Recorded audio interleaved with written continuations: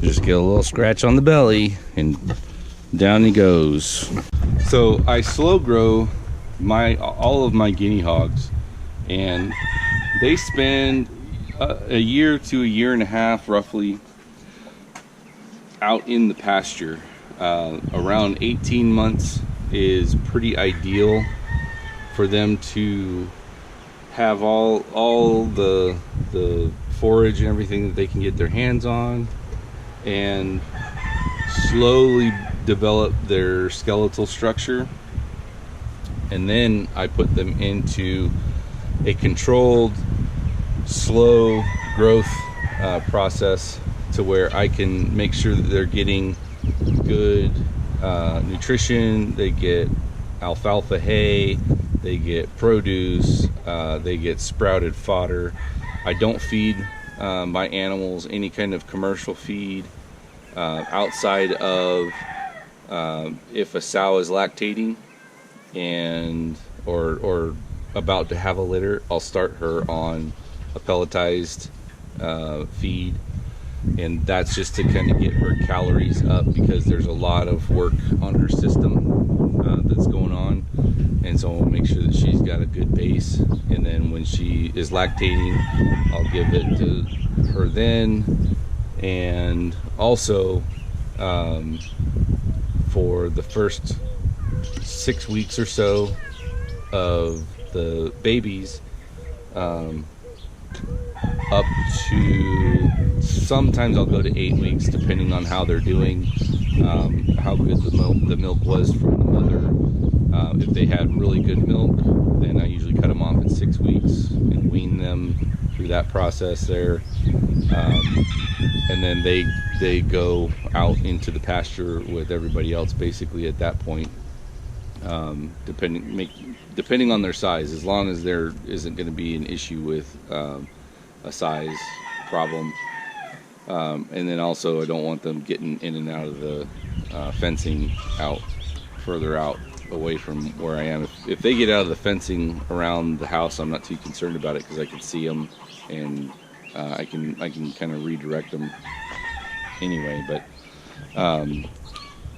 so another thing that I wanted to try to do, and I don't know that I'll be able to do it, is I wanted to show you how I measure for weight.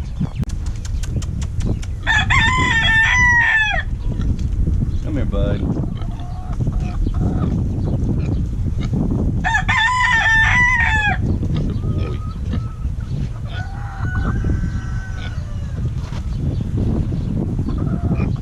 So he's a little under 41 for his girth.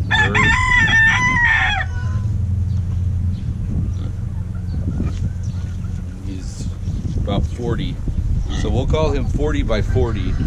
This is a general on the hoof weight equation for pigs. So far it's come fairly close. There's a couple variables, but unless you actually have a scale and you can do the measurement, do the calculation, and then just put them on the scale and compare the two, this is a way to try to calculate your end result. And so what you would do is you would take that circumference or girth around the chest area, and you would multiply it by itself. So you would square that. So it would be, in this case, it would be 40 times 40. So it would be 1600. So then the next step is you're going to multiply that figure, the 1600, by the length, whatever your length is. So in our case, the length is the same, it's 40. So we'll go 1600 times 40 is 64,000. And then what you do is you take that total and you would divide it by 400. Now, so there's a couple different variables between even now and then, but 3 days prior we're looking at 120 pounds for the one that I could measure, And like I said, I have measured the other one before. He's going to be somewhere around 150 pounds hanging. So as soon as I get those totals, I will film that and add that to the video. And okay, so the time has come. Tomorrow is the day that I'll be taking both of these hogs to butcher. This one here is for a customer of ours, and the one over there is actually going to go in our freezer. And so I wanted to just kind of go over the process that I use, and hopefully there's a tip in there that'll help other people. I know that some people they'll actually load, or they'll put a trailer out in the field where the pigs are, and then they'll, you know, let them get acclimated. They'll feed them in the trailer a little bit. And I've got something that I've used the last few times that I've loaded them up, and basically what I do is I just wait until it's night and the pigs aren't distracted by other things, they're not trying to run away. And then I also don't feed them in the evening yet until they get up into the trailer, then they get fed. So we'll go over that when we get to that point. But I want to just show you again, these are boars of the American Guinea Hog, and just how docile these guys are.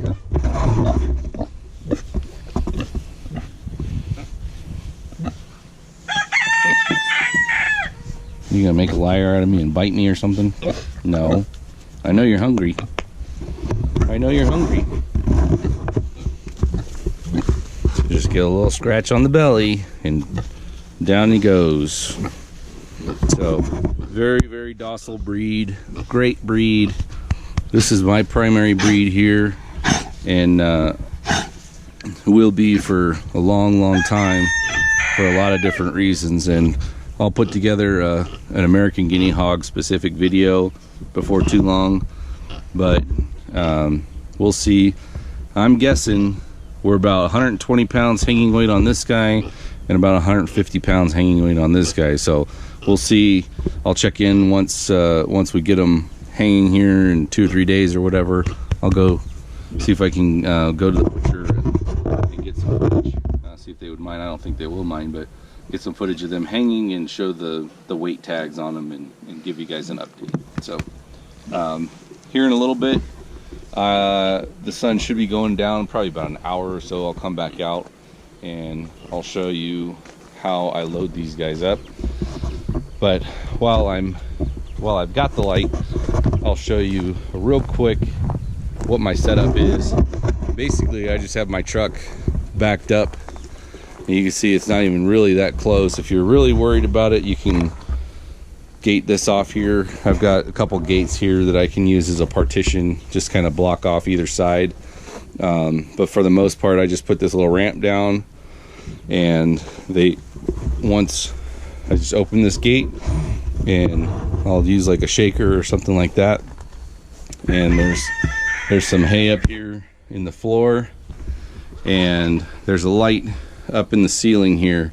So when it gets dark, I'll turn lights on my truck on, and then that light will come on, and there's going to be no other light anywhere else. And so when you load up animals in general, they don't like to go from light to dark. They like to go from dark to light. So that's why when I have loaded some of my pigs up during the daytime, and as sunny as it is here in Arizona, it can be a real chore to load these pigs up, especially if you're loading up more than one. Keeping the first pig in the trailer while you load the second pig can be problematic. So I'm going to, when it gets time to it, I'm going to go real time, and usually it only takes me about a minute to load a pig up. So hopefully these guys cooperate and we don't have any problems. But if I do, I'll make sure that you guys can see that in full transparency here. So we'll do that here. Like I said, it's going to be about an hour. It'll be dark enough to where these guys can load up, and we'll get them their sprouted fodder for the evening. and we'll get them their corn and everything too. Probably do the corn here before too long because that's going to be messy, but I'll wait on the fodder. So be with you in just a minute. Alright, so we've got the pigs are eating their fermented corn right now. What I'm going to do is I'll open this gate right here, and I've already got the ramp set in front of the trailer there, so I just need to turn the light on the trailer. I'm going to wait till it gets a little bit darker, so I don't know how good the lighting is going to be. I'm trying to add a little bit of supplemental lighting here, but just a few more minutes and we'll try to load them up. Okay, so what I've done is I've put and it's hard to tell, but I've got the sprouted fodder that I give them in the evenings down there, and I've got a light supplementing on this side because this bulb is pretty dim at this point, and the moon's out tonight, so it's a little lighter outside. Not that that shows up on camera really, but so I'm just going to open this gate.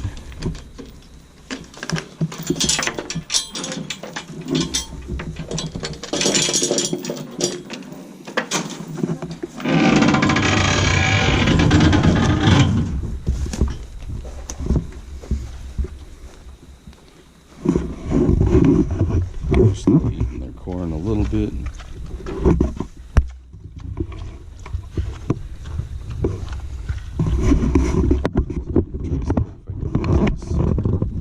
Shaker here to get their attention.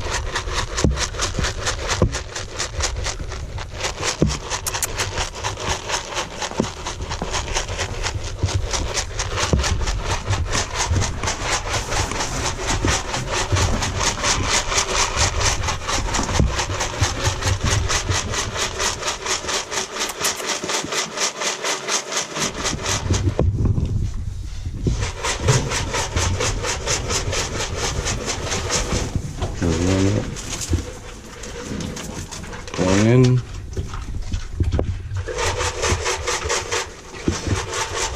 The other one's kind of sniffing around.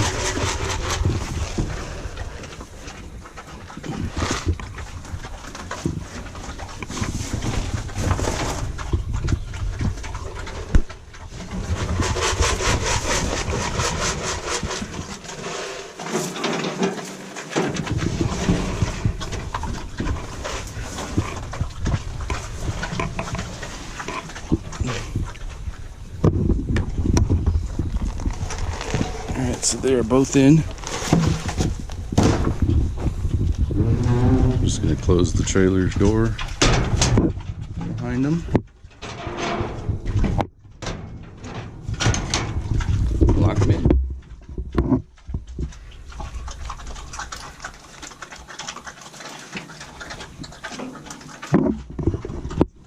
So we've got both pigs in less than 3 minutes there.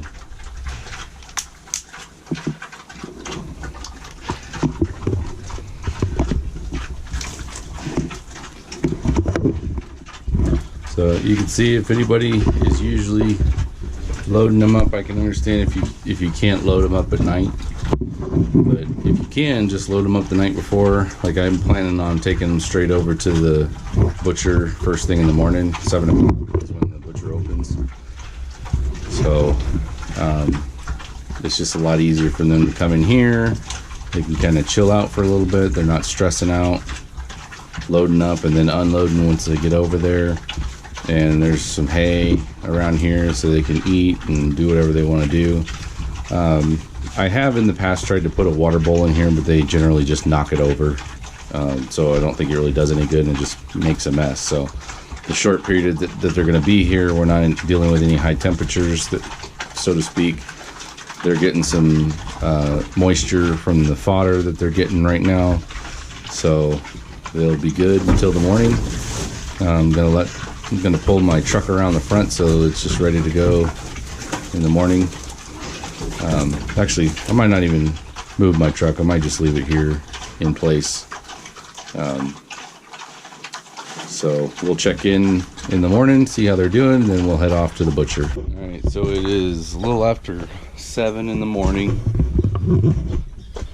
I was waiting for Asher to wake up. I didn't want to force him out of bed. Usually he's up before now, but he had a pretty rough night last night, and so I had a pretty rough night last night. But anyway, we're on the way. We're packing light, going up to the butcher shop. We're gonna drop these boys off and do our cut sheets and everything. So I'm gonna load him up and truck, and I already checked on, let's check on the boys here. There's probably a lot of poop on the floor here. Morning, boys.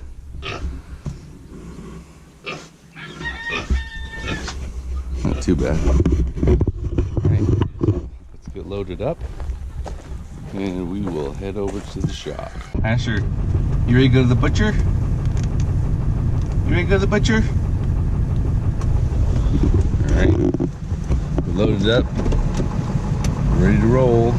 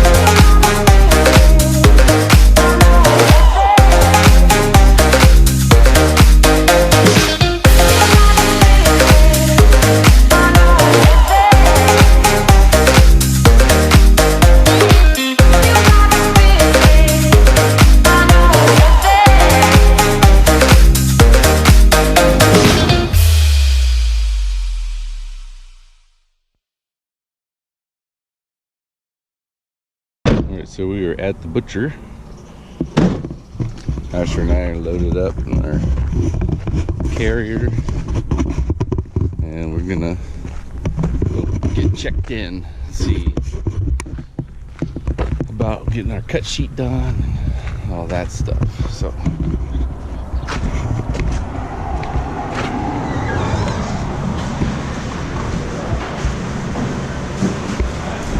morning, Scott. Good morning.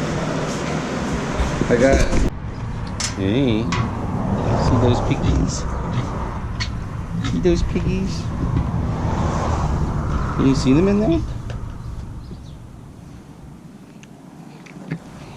Look at that. Everybody knows how much your mama loves you now and got lipstick on your head.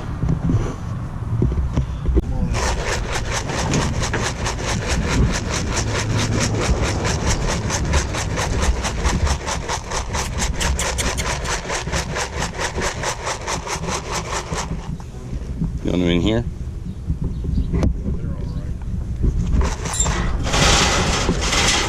So we are done. We did our cut sheet, and we're gonna say one more last goodbye to the boys, if they're even interested at all in coming up to the fence here. Boys, come here, boys. Oh yeah. Well, Alistair's sorting through all the little hay bits or whatever that's in the ground. So all right, so that's gonna do it. We'll load Asher back up in his car seat, and we'll get over to the farm and start doing our morning chores. I'm sure those animals are ready to eat, and probably this guy's ready to eat. So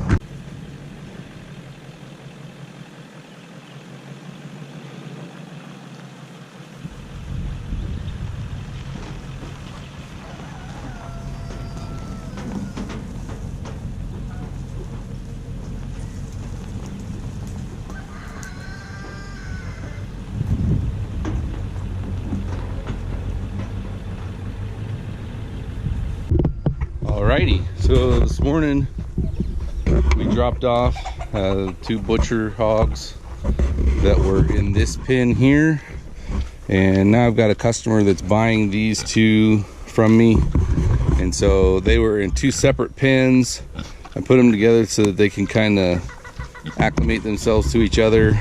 I generally don't have any issue with my pigs fighting with each other. The one potential exception would be if you had 2 boars that were in 2 separate pens and you put them together. If you're gonna do that, you want to make sure that it's like a neutral site, so it's not a pen that either one of them were in before, because then they'll be less likely to be territorial about the position that, or the new pen that they're in.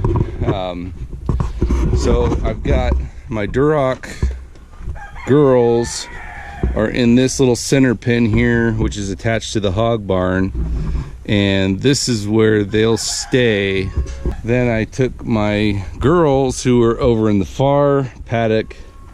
They're coming over here, and they're just in this small paddock, which is what the boys had access to, and I closed the boys off for now. And I'm gonna bring the boys through, and they're gonna go all the way back over to where the girls were.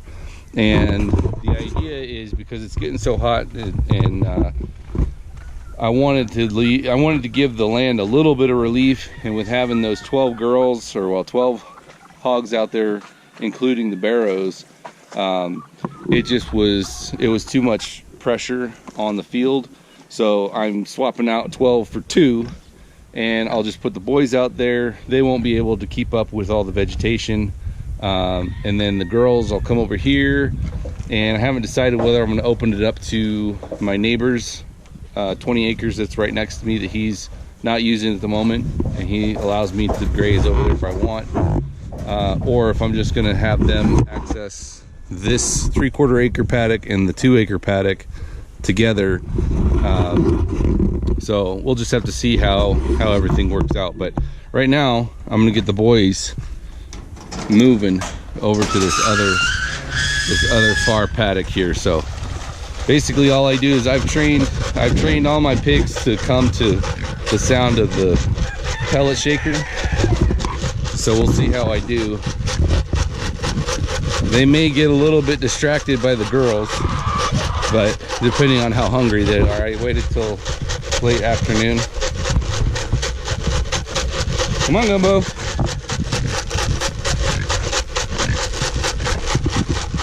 So he's the one I was worried about. He's the The big daddy, he likes to stay with the girl, so he's moving pretty good. I may have to pick up my pace just to stay ahead of him here.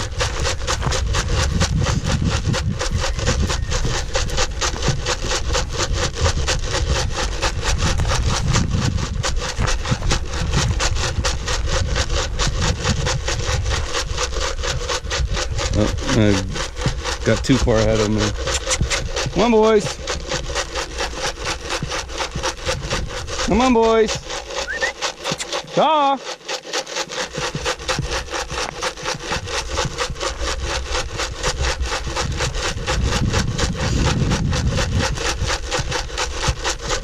Cha-cha.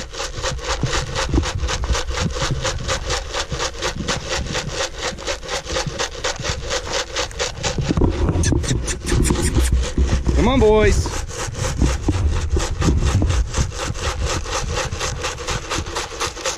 There we go. Good boys.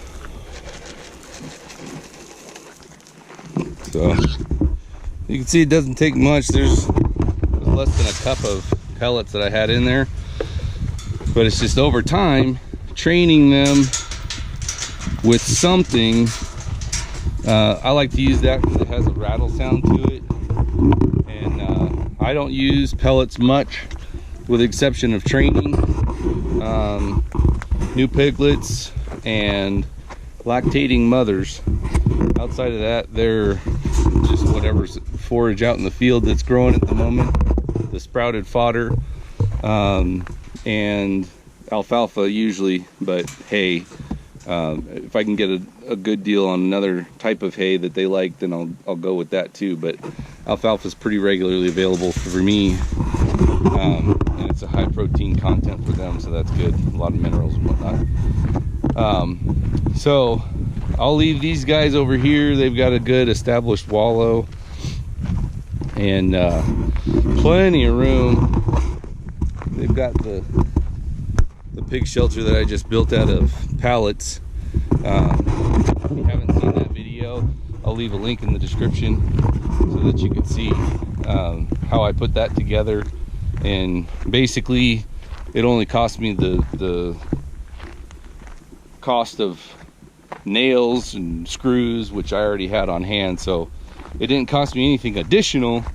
Kind of biting fly, but all the lumber was either reclaimed from projects of rebuilding the house here or outbuildings or whatever, saving that lumber, saving the tin, or pallet wood that I pick up for free from one of a couple of businesses that I have a relationship with here locally.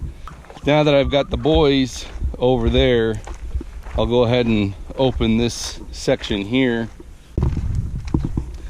Yeah, when I planned these out, I planned it to where I could have the pass-through ability. I can easily manage 3 different groups. It's a little trickier when I'm trying to keep 4 different without using the temporary pin over there.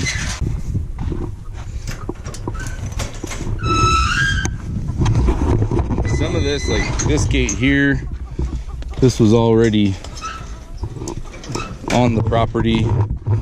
I just kind of tweaked it a little bit for my use. That was just a man door.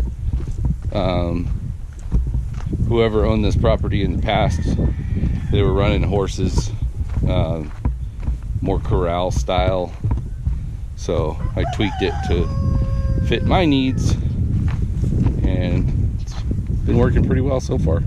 Didn't know how long it was going to take me to get the boys out of there, so I always want to make sure that you've got water access when you're out here. It's like 90, I think it's 96 or 7 today, so I always want to make sure that they've got water. So basically, there's like a makeshift fence over here on this side of my property line, and I just open this up, peel it back, and let them out over here. I'm gonna give them I'll give them a little bit of time. I may do it later tonight, or I may do it maybe Wednesday, so that I can be here to watch them, make sure they're not going crazy, running away or whatever. But that pasture is fairly fenced, but because of how big it is, I don't want them getting out too far in the heat and not have access to water and everything. So it's always a balancing act. Pigs are pretty smart, but it doesn't take much to get lost or stuck, or they don't understand time of day and heat index and UV index and all that stuff. So anyway, so that's the rearranging of the herds for today. And I don't know if it's gonna be this week or next week when my customer wants those 2 pigs there. I'll get in there and clean that out, and I'll use the manure and the spent hay and everything like that. I may quickly do a quick compost on it, or I may just kind of mix it with a bunch of other stuff and just use it as a mulch on my trees and stuff. I gotta go check on my little buddy. He's taking a nap, so I'll make sure he's not up and crying yet. And we'll check you next time.